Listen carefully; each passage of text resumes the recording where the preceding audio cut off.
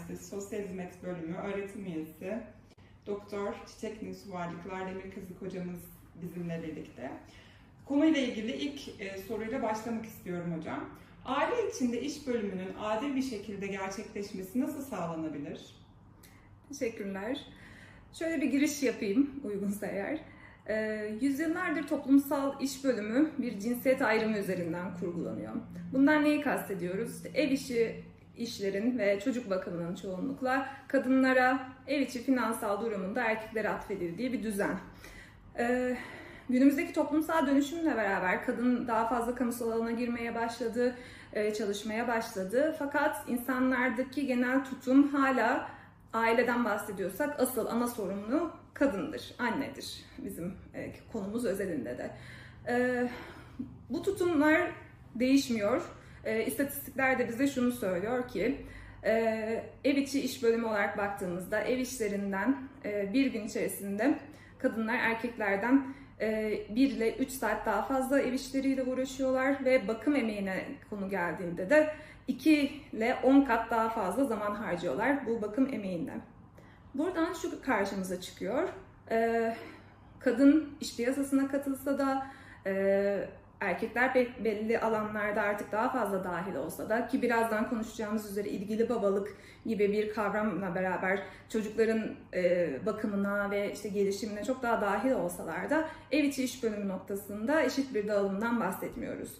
Avrupa ortalaması yaklaşık işte bir günde 4 saat daha fazla kadının ücretsiz ev içi emeğinin olduğunu bize söylüyor. Burada eğer bahsetmek istediğimiz nokta babaların görevlerindeki eşitlikten bahsediyoruz çoğunlukla. Fakat bakım emeğine babaların hala çok eksik katıldığını görüyoruz. OECD ülkeleri ortalaması babalık izni kullanımında 1,4 hafta olarak karşımıza çıkıyor. Burada farklı İskandinav ülkeleri özelinde babaların özellikle ev içi işlere ve bakıma katılması için çocuktan sonra da uyguladıkları belli sosyal politikalar var. Babaları dahil etmek istedikleri politikalar var. Burada hala başarılı politikaların uygulanabilmesi için daha fazla yol kat etmek gerektiği çıkıyor. Örneğin İsveç bu konuda toplumsal cinsiyet eşitliği konusunda erkeklerin ev işlerinin %25'ini yaptığı oranla en eşit ülke olarak karşımızda. Buradan görüyoruz ki kadın iş piyasasına girse de farklı iş bölümlerine aile içerisinde paylaşım gerçekleşse de iş-aile uyumu noktasında bu politikalar da geliştirilirken biz hala temel bakım vereni kadın olarak kurguluyoruz. Bu da toplumsal dönüşümün aynı hızda ilerlemesi için daha fazla destek alanlarının açılması gerektiğini bize gösteriyor. Peki bu noktada babaların bebek için önemi hakkında bilgi vermeniz mümkün mü? Tabii ki.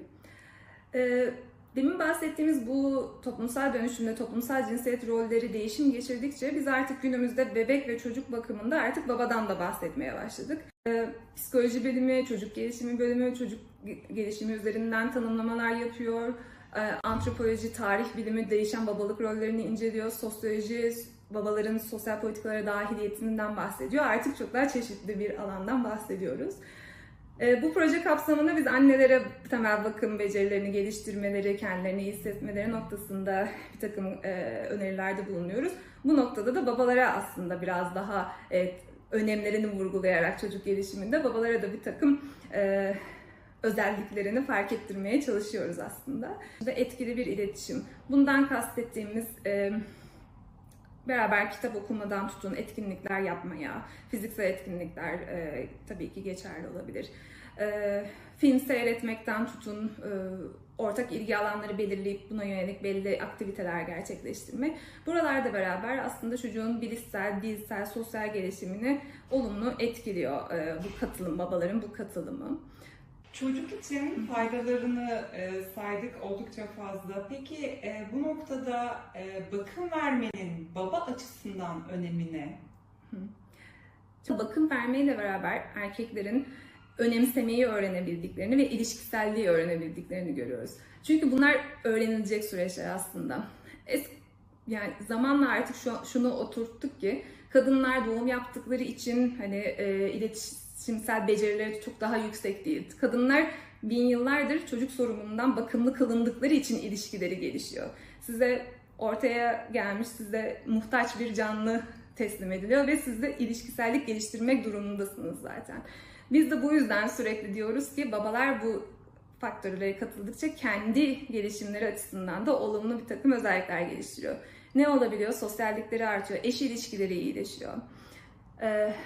Burada bir Men Care adlı küresel bir babalık kampanyasının sonuçları bize şunu söylüyor. Burada ilişkileri gelişen babalar, aile içi iletişimleri gelişen erkekler oluyorlar ve ne diyelim, her tarafın kazandığı, anne, baba, çocuk, her tarafın kazandığı bir sağlıklı aile ortamını daha kolay yakalayabiliyoruz. Babalar bebeklerine bakım konusunda yetersiz hissediyorsa ne yapabilirler? Genel olarak şöyle bir yönelim var. Erkeklerin çoğunluğu anneliği doğumla birlikte gelen olan bir süreç olarak, babalığı ise daha sonradan gelen bir süreç olarak kurguluyor. Bu sonradanlık şununla tetiklenebiliyor. Çocuk ilk kez ona güldüğünde, ilk kez tepki verdiğinde, o vakte kadar babalık hissinin kendisinde olmadığını söyleyen erkekler olabiliyor örneğin. Babalar burada kendilerini dahil hissedemiyorlar. Peki bu dahiliyet nasıl sağlanabilir?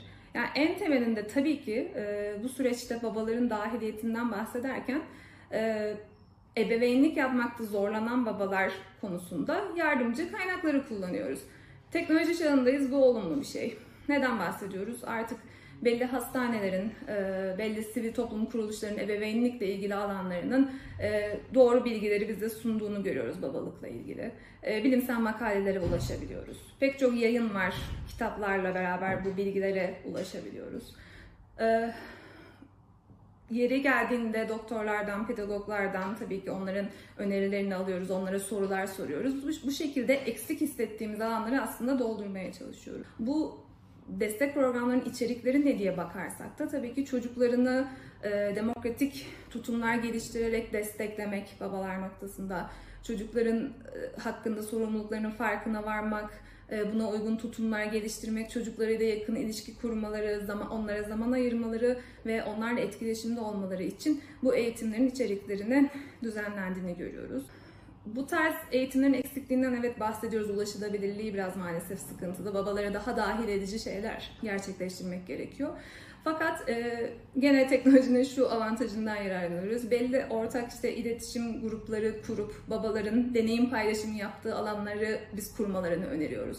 Sosyal medya üzerinden de birbirlerini bulabiliyorlar. Bir arkadaş grubu içerisinde de bu gerçekleşebiliyor. Burada ne yapıyor babalar? Kendi yaşadıkları sorunu anlatıyorlar ve başka babalar da neler yaşamış, benzer ya da farklı ne deneyimler görmüş, kendi babalıkları üzerine düşünüyorlar bu süreçte ve aslında değişen babalık normları üzerine de bir algıları olmaya başlıyor. Bu tarz farklı kaynakları kullanarak babaları pek çok alanda dahil etmek tabii ki mümkün. Baba bebek etkileşimini desteklemek için hangi stratejiler uygulanabilir? Evet. Burada vurgulamamız gereken kaliteli vakit geçirme. O bazen 20 dakika bile geçirebilirsiniz çocuğunuzla ama kaliteli geçirdiğinizde bu çocuk için de olumludur, aile ilişkileri için de olumludur. O yüzden buralarda baba dostu etkinlikler diye tabir ettiğimiz bir kapsamda kişilerin yeterlilikleri, ayırabildikleri zamanlar çerçevesinde bunu önceliklendirmelerini bir kere tabii ki bekliyoruz babalardan ve baba dostu etkinlikler. Demin de biraz saydık, fiziksel aktiviteler gerçekleştirilebilir. Bu süreçte çocuğun fiziksel gelişimi, bilişsel dil gelişimi her konuda ortak etkinlikler düzenlenebilir. Sadece fiziksel bir oyun oynayan baba tabii ki den bahsetmiyoruz. Farklı talimatları takip ederek belli işleri yapma, el işleri yapma, yemek yapma gibi noktalarda da çocuklarıyla beraber etkinlik içerisine giren babalar da aslında bununla beraber hem kendi babalıklarının da ilerlediğini, daha fazla sorumluluk almaya başladıklarını, bunu istekli olduklarını görüyoruz.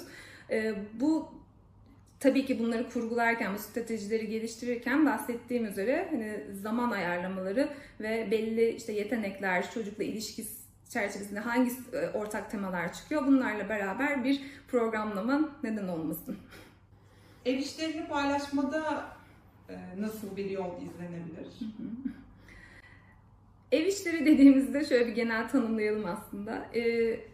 genel anlamıyla bütün faaliyetlerden, insanlardan ve malzemelerden anlamlı bir bütün yaratmak ve bunu sürdürmek demek aslında ev işleri. Konu ev işleri tartışılırken devamlı hani kadın erkek arasındaki bir eşitsiz dağılıma geliyor. Halbuki ve bunun gerekçesi de yetenek olarak bazen aktarılabiliyor. Kadınların bu konuda yetenekli olduğu. Halbuki bizim bahsettiğimiz şey bir bölüşüm meselesi.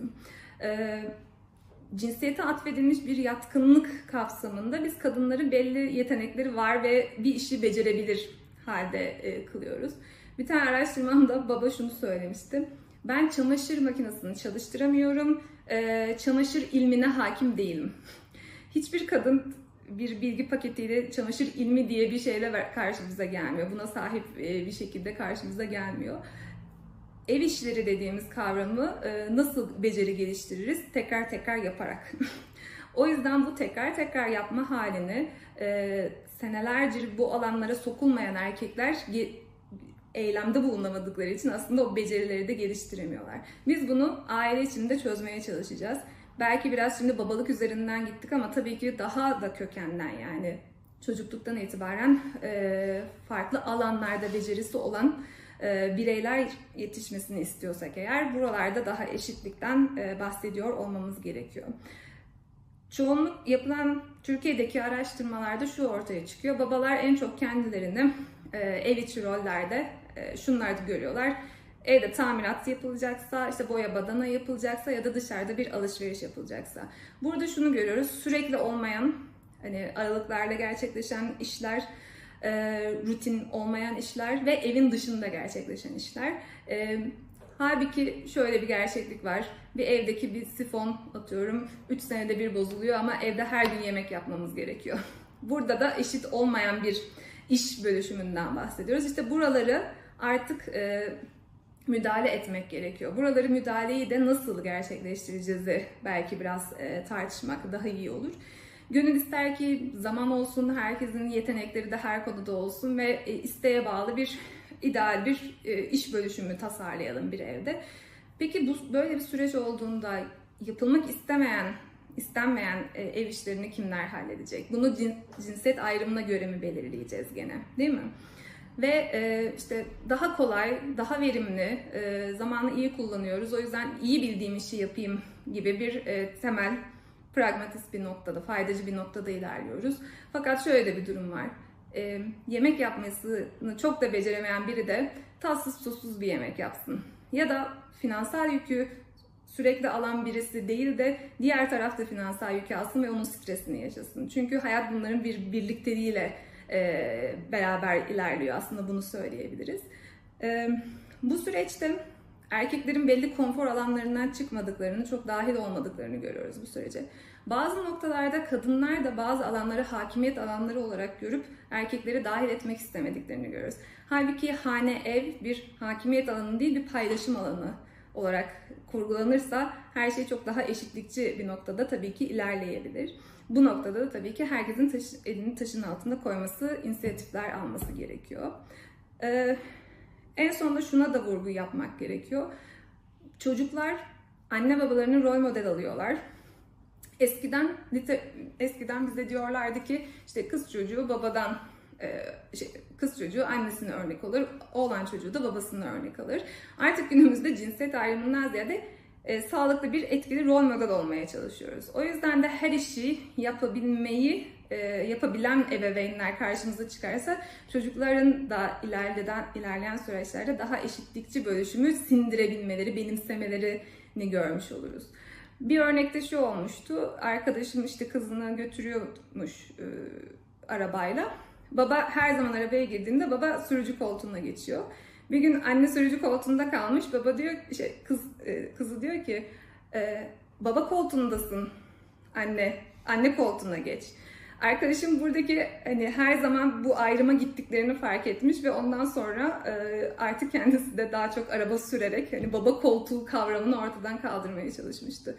Bu tarz şeylerle yapabilirliklerimizi arttırarak aslında eşit bir paylaşımdan kastımız tam da bu şekilde ilerlemeyi öneriyoruz. En temelinde de erkeklerin bakım emeğine katılmalarını arttırmak için de Demin saydığınız aslında bakım verme eyleminin bir cinsiyetler arası daha iyi yapabilir ya da beceremez kategorilerinden çıkartılıp daha eşit paylaşıldığı ve bu paylaşıma herkesin açık olduğu bir aile ortamı yakalayabilirsek eşitlikçi paylaşımı daha da gerçekleştirmiş olacağız.